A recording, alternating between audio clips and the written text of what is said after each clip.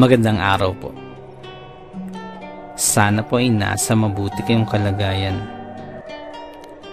Ako po ulit si Obet.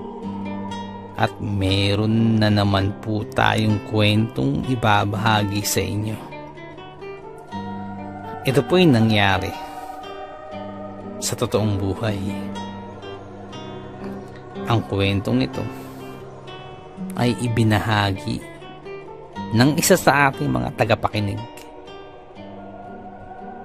Ito po yung nangyari sa lalawigan ng Negros Oriental. Ito po ang kwento.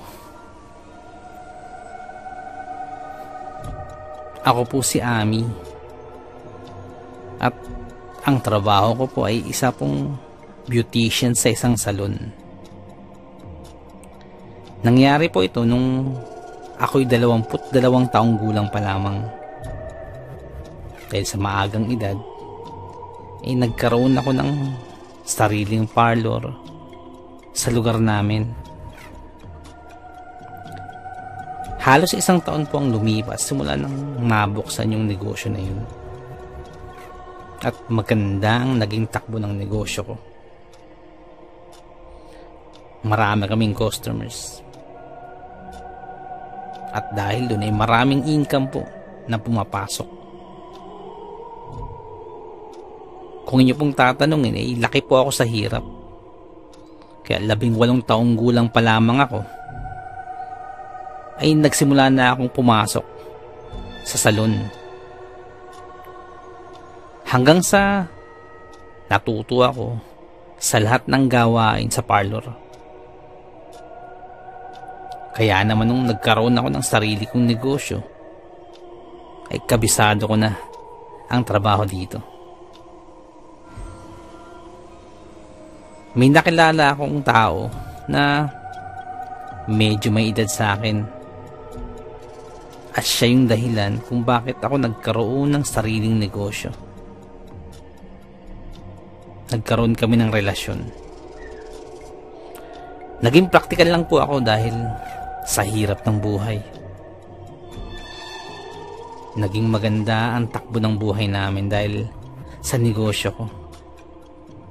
At hindi nagtagal ay naging kilala ako sa lugar namin.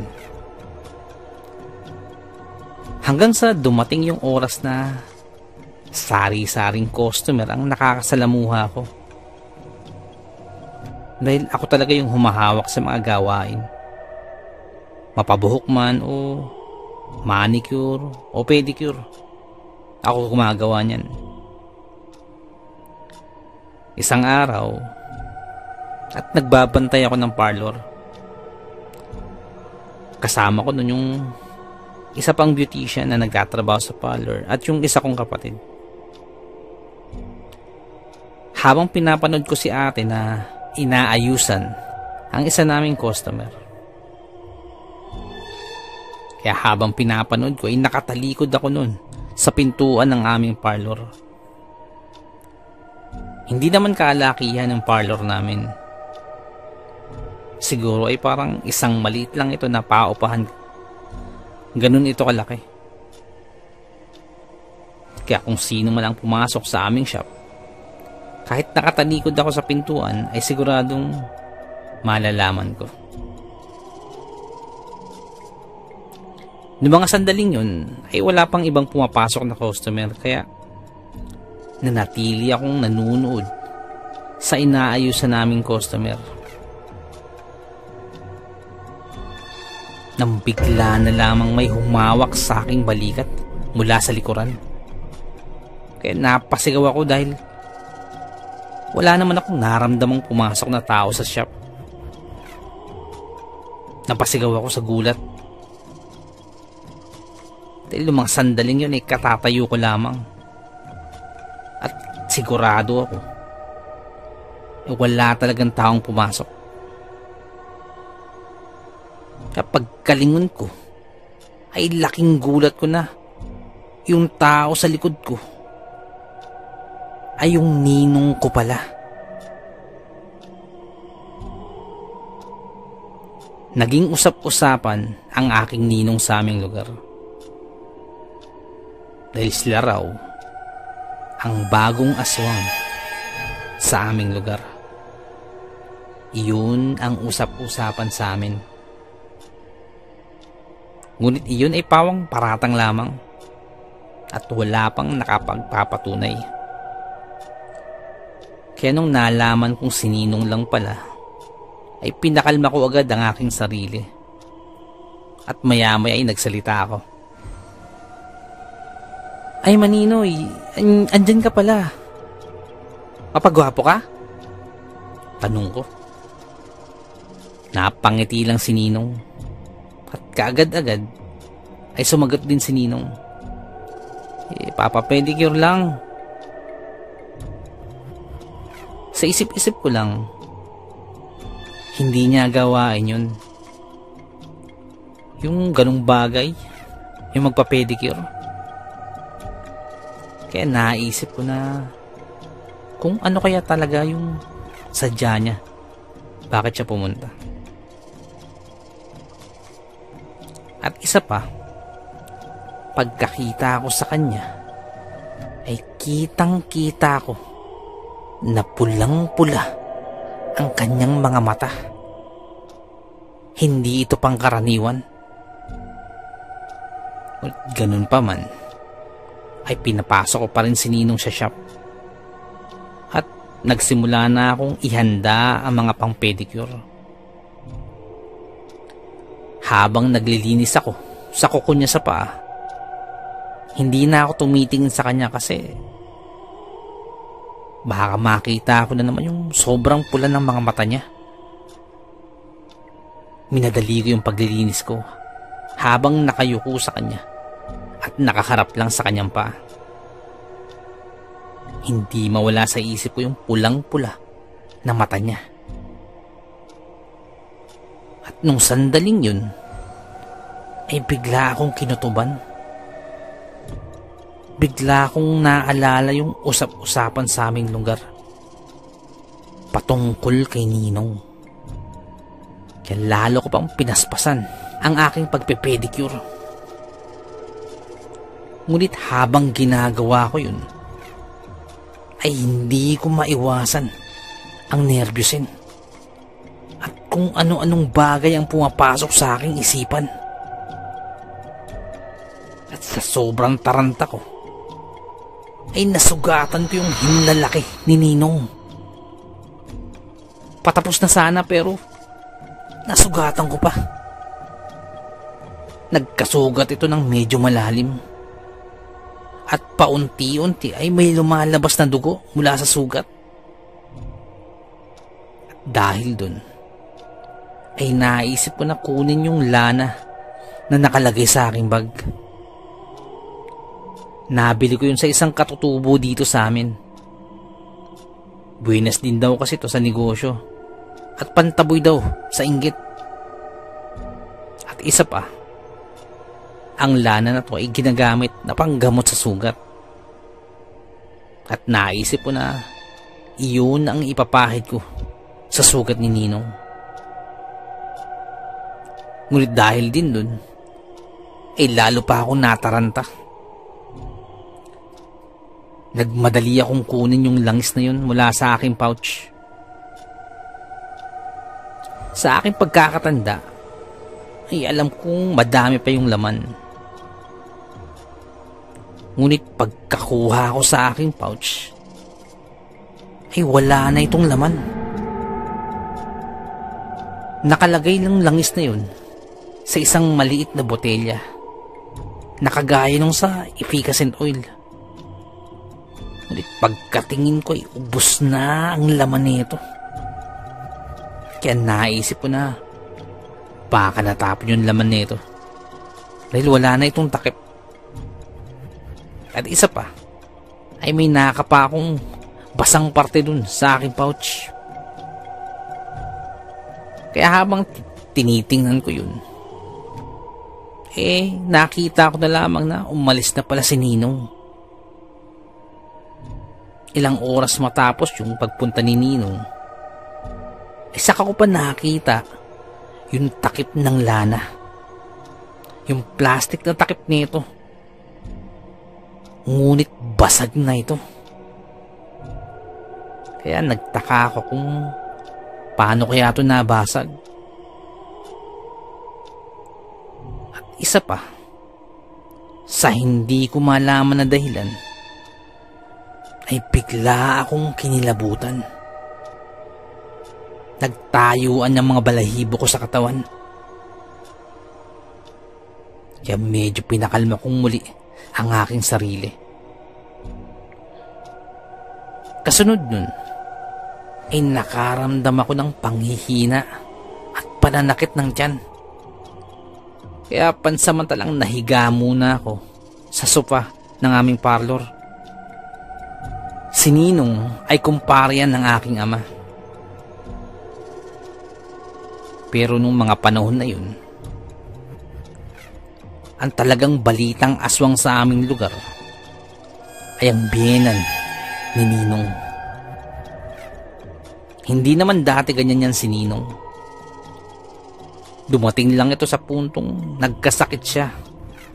Hanggang sa naka-wheelchair na lamang siya.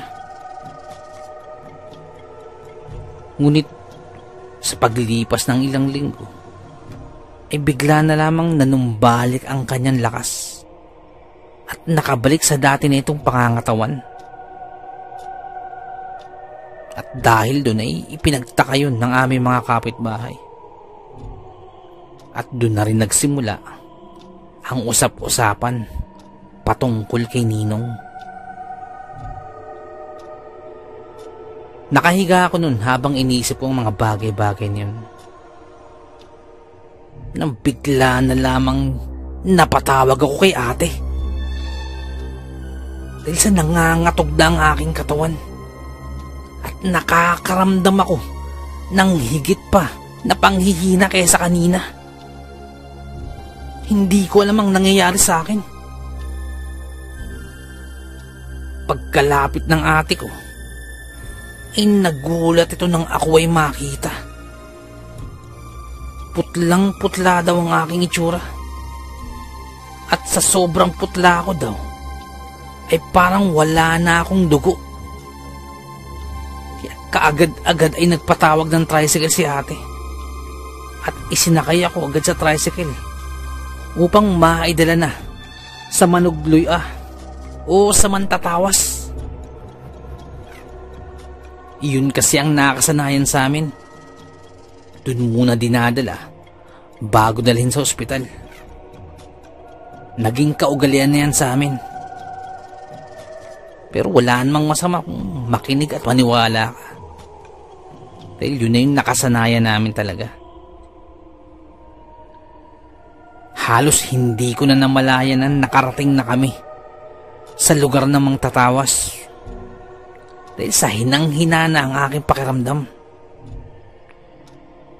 Pagkadating namin sa lugar ng Mantatawas, ay nagsimula ng magsagawa ng ritual yung matanda. Ilang sandali pa, ay panay suka ang ginawa ng matanda. Para itong maduduwal ngunit wala namang lumalabas. Ngunit sa tuwing ito'y parang maduduwal ay ang lakas ng tunog ng nililikha nito. Dinig na dinig ko yung parang pagsusuka niya. Ilang sandali pa ay kumuha ito ng luya. Parang binulungan niya ito at kinukrus niya sa aking ulo. Kasunod naman ay kinukrus niya sa aking tiyan. Maya-maya pa'y nagsalita ang Mangtatawas. Hanggab daw ako ng aswang. Kaya nung marinig ko yun, ay nagulat ako. At nagtanong pa ako kung ano pa yung nangyari. Habang tinatawas ako, ay nasabi ko na nagpa-pedicure si Maninoy sa akin. At nasabi ko din na habang pinipedicure ko siya, ay nakayuko lamang ako at nakatingin lamang sa paa. Dahil ayokong tumingin dahil namumula ang kanyang mga mata. At dahil doon ay pinagsabihan din ako ng mangtatawas. At di pala ako dapat yumuko pag aswang ang kaharap. Dahil baka mahihipan ang aking ulo. Sabi pa ng mangtatawas na walang kaduda-duda na aswang daw si Maninoy. Matapos yun, ay nagpaalam na kaming umalis. Ngunit bago kami umalis sa bahay ng mantatawas, ay nagbilin pa yung matanda. Umuwi daw ako dun sa aming bahay at dun magpahinga. At wag daw muna akong pupunta sa aking shop. Dahil malaki ang posibilidad na balikan ako ni Ninong sa aking shop. Pupuntahan daw nila ulit ako, sabi ng matanda. Ako naman ay tinandaan ko yung bili na yun ng mangtatawas. Ngunit nung pauwi na kami, ay naalala ko yung kita namin sa shop nung araw na yun. Kaya sinabi ko sa driver ng tricycle na daanan muna namin saglit yung shop. Pero sandali lang kami at may kukunin lamang ako. Kaya yun nga ang ginawa namin. Dali-dali muna kaming dumaan sa shop. At pagkadating sa shop ay pumasok agad ako sa loob at diretso sa drawer malapit sa may salamin. Kaagad-agad ko yung binuksan at kinuha ko yung iba pang pera nakita ng shop nung araw na yun. Nang maya-maya pa, ay nakarinig na ako ng tunog ng motor. Kaya nagmadali na ako. Isinarado ko na yung drawer at ikinandado. At kaagad-agad ay tinakbo ko yung pinto ng shop. Tangka ko na ito ikakandado nang biglang bumungad sila Ninong at kasama pa si Ninang na kanyang asawa. Parang gusto kong tumakbo palabas ng shop, pero pinakalma kong sarili ko. Pilit kong pinakalma ang aking sarili. At dahil nakita na ako nila Ninong, ay naisip ko na lamang na magpaalam ng maayos. Oh, saan ka pupunta? Tanong sa akin ni Ninong na parang nababasa nito ang aking isipan. Nang maya-maya ay biglang sumagot si ate. Ay may pupuntahan lang po importante. Opo, may pupuntahan lang po importante si Ami. Sagot naman ni ate na medyo nakangiti pa. Nahalatang natatakot din. Sumagot naman ang asawa ni Ninong. Kulayan mo naman yung buhok ko. Sige na. Pagkadinig ko nun, ay nag-isip na ako ng alibay. Dahil alam ko, ako ang binalikan nila sa shop.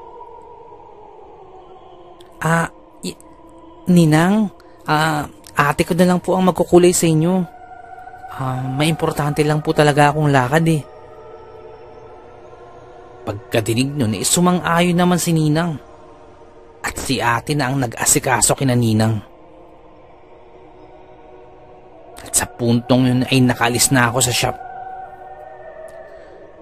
Nang makauwi ako sa bahay, ay parang hindi na ako makalakad dahil sa nangyari. Malamang dahil sa sobra ding pagod dahil hinang-hina nga ako kanina. At napatakbo pa ako nung makita ako si Ninong. Bagamat hirap makalakad sa tingin ko okay na yung pakiramdam ko. Wala na yung sakit ng tiyan. Pero nangihina pa din. Nung araw din na yun,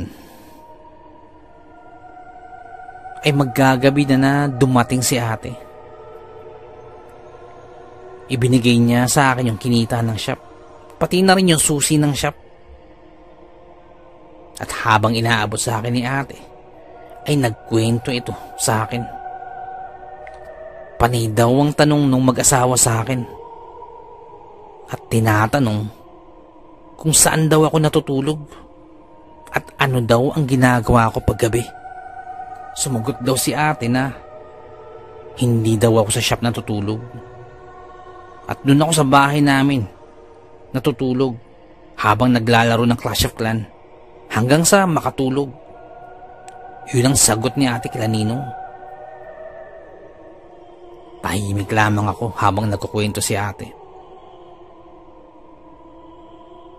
Hanggang sa maghating gabi na, iniisip ko pa din ang mga nangyayari kanina at ang sinabi ng mga tatawas. Kaya nagmumuni-muni ako. Mga alas 11 na ng gabi yun at hindi pa din ako dinadalaw ng antok kakaisip. Nang biglang tumawag yung may-ari ng nirerentahan kong shop.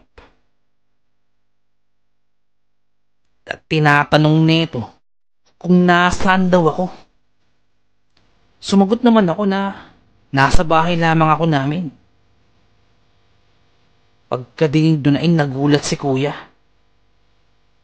Dahil sabi niya, parang may tao daw sa shop. Dahil nasa likod lang kasi nung shop, ay bahay na nung may-ari. Yun si kuya, yung tumawag sa akin. At yung may-ari ng shop na yun, ay respetado sa lugar namin. Dahil naglilingkod yun sa aming simbahan. At lalong hindi yan nagbibiro ng mga ganung bagay. Lalo pa't gabing-gabi na. Kaya sumagot na lamang ako sa kanya mga katanungan na baka may nakikiconnect lang sa wifi dun sa shop. Nung marinig yun ay sabi ng may-ari, sisilipin niya daw ang shop para makasiguro talaga kung sino yung mga yun. Kaya habang magkausap kami sa phone, sinubukan niyang silipin yung shop. Malapit lang naman daw ito sa kanyang kinatatayuan. Inaantabayanan ko lamang kung ano yung sasabihin sa akin ni kuya. Nang bigla na lamang siyang napasigaw. Ngunit kaagad din nagpigil sa kanyang paglakas ng boses. Hala! Sabi ng may-ari ng shop. Kaya sinagot ko naman siya. Kuya, anong nangyari? Tanong ko kaagad. Hindi siya agad nakasagot nun. Hanggang sa maya-maya pa ay nagsalita muli yung may-ari ng shop. May 2 malalaking baboy daw siyang nakita sa loob ng shop ko. Kaya pagkadinig ko nun mula sa may-ari ng shop, ay napabangon ako sa higaan at tumakbo ako sa kabilang kwarto ng nanay ko. Sinabi ko sa may-ari na papupuntahan ko sa mga kuya ko yung shop dahil alam kong mag-isa lang yung may-ari din dun. Matapos yun, sabi ng may-ari ay okay lang naman daw siya. Kaya i-off na muna niya yung phone.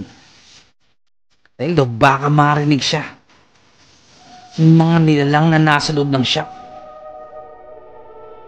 Kaya nung sandaling din yun, ay pinapuntahan ko agad sa aking mga kuya yung shop. Hindi ako mapakali nun. Kakaantabay sa kung ano yung mangyayari. Makalipas ang ilang oras, ay bumalik na sila kuya. Pagdating daw nila dun ay wala na silang nakitang mga malalaking baboy. Ngunit bakas na bakas daw yung mga paa ng baboy na naroon sa shop kanina. At may mga kaluskos pa sa iba't ibang panig ng dingding ng shop. Kinaumagahan, nag-usap kami ng may-ari at pinakausapan niya ako na hanggat maaari daw kami na lamang ang makakaalam nun para hindi masira yung pinaparentahan niyang shop. Sumang-ayon din naman ako dahil para din naman sa negosyo ko rin yun. Makalipas ang 3 linggo, sumasakit ng aking tiyan. Hindi ko alam kung bakit. Kaya naisipan ko lang magpa-check up ng mga sandaling yun. Pagkatapos ko magpa-check up, dun ko nalaman na buntis pala ako ng 1 buwan at 10 araw. Dun ko din napagtanto, kaya pala nila ako hinahabol. Simula nung malaman kong buntis ako, ay nagdesisyon na ako na ipasara ng tuluyan yung shop. Dahil baka ipahamak pa kami nung anak ko. Kaya maraming taong nagulat. Ba't ako nagpasara? Madami naman kaming suki. At hindi nila alam ang tunay na dahilan kung bakit hindi na ako nagparlor pa. Sa ngayon po, ang panganay ko ay mag-6 na taong gulang na. Nag-aaral na din po. Ngunit yung ama naman niya ay namatay na rin po. Yung tatay niya yung tumulong sa akin na magkaroon ng negosyo. Ngunit 1 taon pa lamang yung anak ko noon nang matay siya. Ngayon po ay may asawa na ako at may anak na rin kami. At masaya kaming namumuhay ng simple. Pa-service na lang ako pag may tumawag na customer. Ngunit nandito pa rin sa lugar namin sila Ninong at sila Ninang. Hindi ko alam kung totoo ba. Kasi kung nakikita ako sila normal lang talaga silang tao. Ngunit hindi ko makakalimutan yung nangyari nun. Na hanggang ngayon ay hindi ko makakalimutan kung paano ko makita yung mata ni Ninong nun. Ako mismo nakasaksi na pati baby sa tiyan ko ay kamuntik na nilang mabiktima. Hindi ko man sila nakita magpalit anyo, pero malaking palaisipan sa akin yun nangyari sa shop ko. Napakahiwaga ng ating mundong ginagalawan. Napakaraming bagay ang mahirap ipaliwanag, pero nagaganap. Hanggang dito na lamang po. Salamat po sa pakikinig. Magandang araw po. Nais ko lamang pong magpasalamat sa lahat po ng sumusuporta sa ating channel. Sa lahat po ng ating mga subscribers, mga listeners, at mga silent listeners po natin. Maraming salamat po. Ganun din po sa ating mga OFW listeners mula po sa iba't ibang bahagi po ng mundo. Maraming salamat. Ganun din po sa mga silent listeners po natin at sa mga listeners po natin mula po sa iba't ibang kapuluan po ng Pilipinas. Maraming salamat po. Sa mga nagpapadala po ng kwento, sobrang salamat po. Sobrang laki pa sa salamat po. Nais ko lamang pong i-shout out si Ma'am Helen Casamayor. Ma'am, maraming salamat po. Isa po sa masugid natin tagapakinig po mula pa po nung nasa Saudi pa po siya. Maraming salamat po, Ma'am Helen Casamayor. Isa po sa ating mga silent listeners. Sobrang salamat po. Sana po, ingat po kayo dyan palagi. Maraming salamat po. Shout out din po kay Sir Myong. Boss, maraming salamat sa pagbisita sa ating channel. Maraming salamat. Kay Sir Myong Herminio Viterbo, shoutout po sa iyo. Ingat po palagi. And also, belated happy birthday po kay Ma'am Annie Apruebo. Belated happy birthday po. More birthdays to come, more blessings and good health. Shoutout po sa inyo. Maraming salamat po.